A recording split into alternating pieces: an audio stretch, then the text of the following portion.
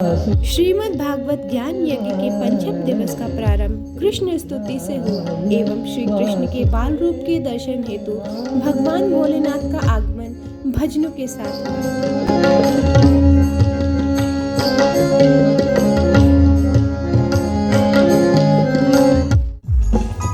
जोगी आयो रे जोगी आयो रे जोगी आयो रे जोगी आयो शाम दर्शन करने जोगी आयो रे जोगी आयो शाम दर्शन करने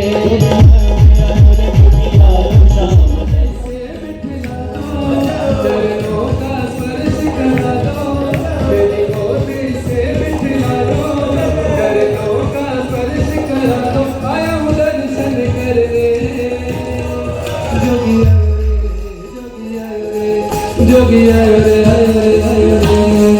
जोगी आयो रे जोगी आयो शाम जोगी आयो रे जोगी आयो शाम जोगी आयो रे शाम दर्शन करने जोगी आयो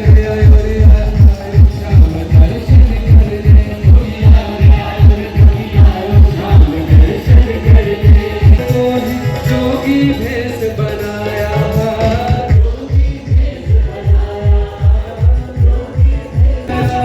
मैं दर्शन को आया रे मैया लाल का दर्श करा दे मैं दर्शन को आया बस एक झलक दिखला दो बस एक झलक दिखला दो जोगी आयो रे जोगी आयो रे जोगी आयो रे जोगी आयो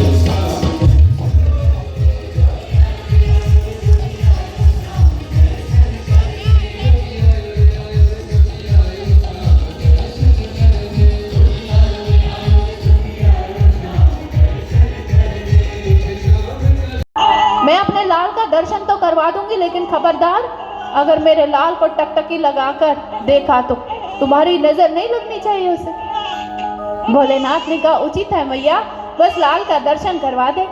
इधर रोते हुए प्रभु को लेकर यशोदा मैया जैसे ही भगवान भोलेनाथ जी के पास पहुंची, भोलेनाथ जी की दृष्टि प्रभु के साथ और प्रभु की दृष्टि जैसे ही भोलेनाथ जी के साथ मिली, हमारे प्रभु ने एकदम से रोना बंद कर दी। इधर यशोदा मैया ने कहा अरे वाह बाबा, अरे बड़े पहुंचे हुए योगी लग रहे हैं आप। ऐसा कीजिए ना, अब मेरे लाल का भविष्य भी बता दीजिए कि मेरे लाल का बाबा कहा था ना टकटकी लगाकर मत देखना। भोलेनाथ जी ने कहा हाँ मैया नहीं देख रहा हूँ। यशोदा ने कहा तो फिर बताइए मेरे लाल का भविष्य।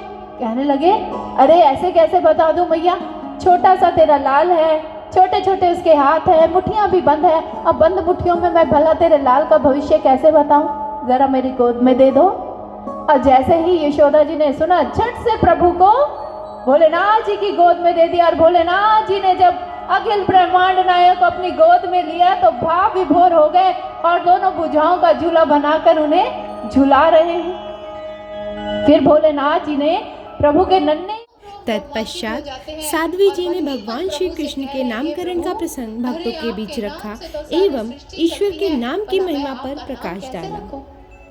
लेकिन प्रभु अगर आपने मेरा चयन किया है अपने नामकरण संस्कार के लिए, तो हे मेरे आराध्य मुझ में इतना सामर्थ्य प्रदान कीजिए कि मैं अखिल ब्रह्मांड नायक का नामकरण कर सकूं।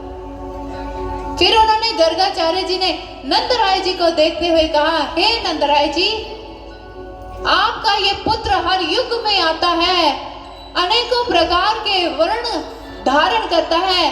कभी ये श्याम वर्ण धारण करता है, कभी लाल रंग का वर्ण धारण करता है और कभी ये गौड़ वर्ण धारण करता है। क्योंकि इस बार आपके पुत्र ने श्याम वर्ण धारण किया हुआ है, इसलिए हे नंदराय जी आज से ये सारा संसार आपके इस बालक को कृष्ण के नाम से जानेगा, कृष्ण के नाम से। और जैसे ही मानो ये नामकरण हुआ, हवा के कंधों पर सवार होकर ये सारा नाम सारी सृष्टि में फैल गया और इस सृष्टि का कण कण हर जीव जंतु मानो इसी नाम का ही गुणगान गा रहे। दोनों प्रसन्न हो गए और यशोदा जी रोहिणी जी अपने अपने पुत्रों को लेकर वापस अपने घर की ओर लौट गई। आप श्रीमद् भगवत गीता को पढ़िए, वह गीता जो आज हमारे लिए एक महान ग्रंथ है, जो हमारी भारतीय संस्कृति की पहचान है।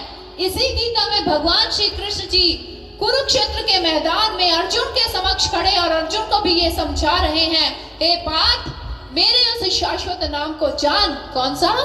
जिसके विषय में उन्होंने उद्घोष किया, अव्यक्तो अक्षर इत्युक्त समाहो परमां गतिं यम प्रापे न निवर्तन्ते तद्धाम परमं मम। उन्होंने कहा, हे अर्जुन, मेरा नाम लिखने और बोलने में नहीं आता है। मेरा नाम अव्यक्त है, उसे व्यक्त नहीं किया जा सकता, उसे रटा नहीं जा सकता, उसे मन ही मन में उसका उच्चारण नहीं किया जा सकता। वो तुम्हारी हर आने और जाने वाली श्वासों में रमण कर रहा है। जब उस नाम का प्रकटीकरण घट के अंदर होता है तो एक जीवात्मा का मिलन उस ईश्वर, उस परमात्मा के साथ हो जाया करता है, जो हमेशा चलती है, हमारे श्वासों में चल रही है, कभी ऊपर जा रही है कि नीचे जा रही है, वो श्वास श्वास में चल रही है। हमारे महापुरुषों ने कहा, नाम को जानो। रामचरितमानस में कहा गया, नाम रूप गति अकथ कहानी। प्रभु के नाम की और रूप की जो कहानी है वो अकथनीय है, उसे कहा नहीं जा सकता, उसे अनुभव किया जा सकता, उसकी अनुभूति की जा सकती है। फॉर एग्जाम्पल, हर किसी का रूप है, वो इसीलिए नहीं सुन रहा क्योंकि हम उसको उसके नाम से नहीं पुकार रहे, हम उसका शाश्वत सुमरन नहीं कर रहे, हम उसको अंदर से जुड़कर नहीं बुला रहे। भगवत प्रेमियों, अगर परमात्मा की इस शाश्वत नाम से अवगत होना पड़ेगा तो कैसे होंगे?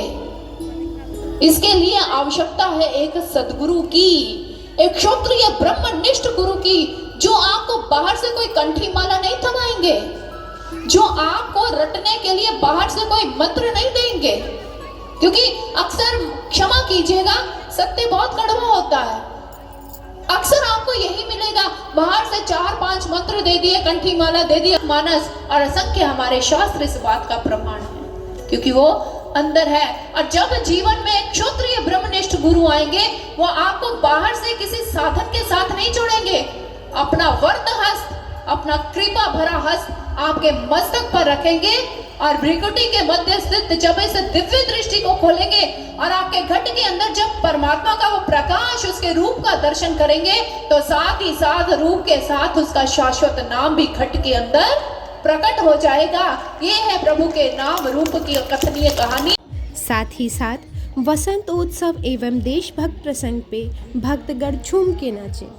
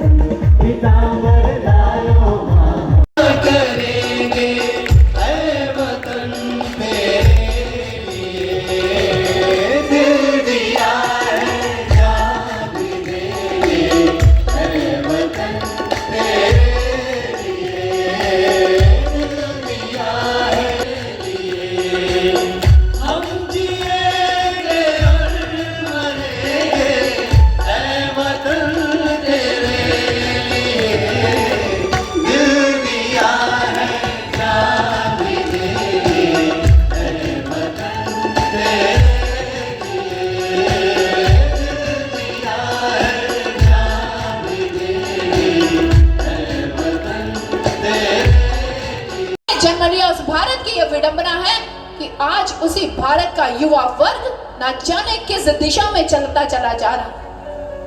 फेसबुक की नई जनरेशन फ्रेंड बनाने में जुटी है, रंग दे बसंती भूल चुका है, नैतिकता अब खूब लुटी है। देश की खातिर जूझने वाले युवा नहीं है अब सेनानी, विषय वासनाओं के प्यालों में डूब कर रहे मनमानी। बाइक मोबाइल नया स्टाइल भाया है नई पीढ़ी को, छोड़ के सिगरेट छोड़ के सत्संग पकड़ चुका है वासनाओं की सीढ़ी को। कैंटीन कैफे और सिनेमा यही युवाओं की संस्कृति है, हाय राम ये क्या हो गया, क्यों आई ऐसी विकृति है।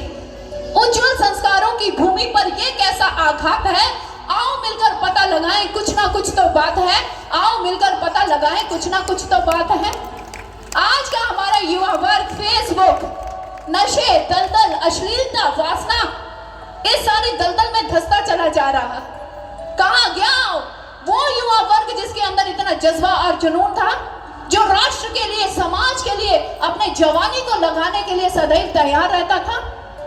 विडंबना है इस भारतवर्ष की। हमारे गुरुदेव श्री आशुतोष महाराज जी कहते हैं, सारे विश्व में भारत एक ऐसा देश है जहां सबसे अधिक युवा शक्ति पाई जाती है। लेकिन विडंबना है इसी भारतवर्ष की कि जहां सबसे ज्यादा युवा शक्ति पाई जाती है, वही युवा शक्ति आज नशे की दलदल में है। जिस देश युवाओं के कंधों पर राष्ट्र का भार होना चाहिए, जो देश के रीढ़ की हड्डी कहलाते हैं, आज देश की वही रीढ़ की हड्डी खोखली होती चली जा रही है। हमें जागृत करना होगा उन युवाओं को जो नशे की दलदल में धंसते चले जा रहे हैं। कार्यक्रम समाप्ति से पूर्व स्वामी श्री अर्जुनानंद जी ने कहा, आध्यात्म को सिर्फ मानना ही नहीं अपितु जानना भी जरूरी है। चर्चा की गई है, भारतीय दर्शन है और वे अध्यात्म खोज, अध्यात्म की चर्चा की गई है। और हमारा संपूर्ण भागवत जिनकी चर्चा आप सुनते हैं या फिर भगवान कृष्ण के विषय में सुन रहे हैं, भगवान कृष्ण ने तो सबसे ज्यादा जो हमारा गीता है, भागवत है, अध्यात्म से परिपूर्ण है। और भगवान श्री कृष्ण स्वयं ही कहते हैं कि हे पार्थ, अर्जुन को कहते हैं मैं अध्यात्म ज्ञान मैं तुम्हें प्रदान करूंगा। और सभी गोपियों को, ग्वाल बालकों को भी भगवान ने अध्यात्म ज्ञान ही प्रदान किया है। इसीलिए हम सभी जीवात्मा जो इस धरा पर जी रहे हैं, तब तक हमारी खोज होनी चाहिए अध्यात्म की, हमारी पिपासा होनी चाहिए कि हम अध्यात्म को जानें कैसे। और भगवान श्री कृष्ण की ये बाल लीलाएं, चाहे वो हास्य रूप में हम सुनते हैं, चाहे बहुत गंभीर या कारुणिक रूप में सुनते हैं, इन सभी प्रसंगों के पीछे संकेत है कि देख, तेरे भीतर भी ऐसा ही वैराग्य है, ऐसा ही कारुणिक भाव है, ऐसा ही एक मानसिक मनोरंजन है तुम्हारे भीतर भी। परंतु ये तभी होगा ना जब आपके भीतर भी कृष्ण प्रकट होंगे, आपके भीतर भी ईश्वर प्रकट होंगे। सज्जनों, भगवान श्री कृष्ण के विषय में सबसे ज्यादा पढ़ा जाता है, बोला जाता है समाज में, पूरे विश्व में। और भगवान श्री कृष्ण को सबसे ज्यादा लिखा भी जाता है, सबसे ज्यादा किताबें लिखी गई हैं। लेकिन क्या ये समाज जो लिख रहा है, पढ़ रहा है या इसके विषय में बोल रहा है, क्या कृष्ण को जान गया क्या, जो कृष्ण हमें समझाना चाहते थे? हमने आज तक केवल कृष्ण को सुना है, कृष्ण की नहीं सुनी। इसलिए समाज में